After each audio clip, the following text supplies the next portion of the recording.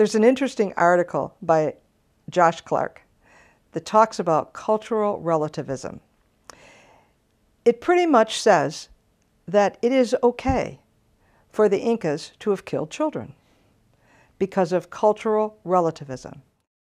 This tiny Inca child was found in an area of the Andes that is very high, very cold, and very dry. That is the perfect situation to preserve a body. And so even without embalming, bodies are preserved in this area. There is an archaeological tenet that in order to understand a society, we must know how they think and what they believed was right and what they believed was wrong. That helps you to understand a society. Understanding doesn't mean that we're judging them to be right or wrong. People always say, don't judge.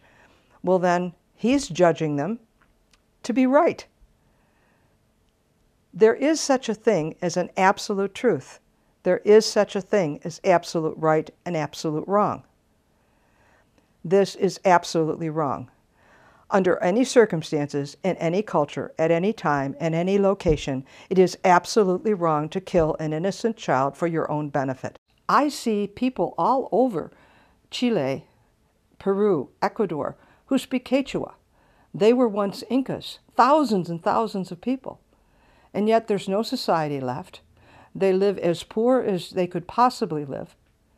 Perhaps this is because there is a God, there is an absolute truth, there is an absolute right and wrong, and what they were doing was absolutely against his will. Perhaps that's why that Inca Empire fell. Thousands of people to 200 men. Something happened. And the societies that tend to descend into killing their children are those societies that we read about in archaeological digs because they are not there anymore. But there is an absolute truth. There is an absolute what is right and what is wrong, and God judges nations and societies by it. If we want to be a society 1,000 years from now, if we want to have the United States remembered, I think we've got to stop killing our children.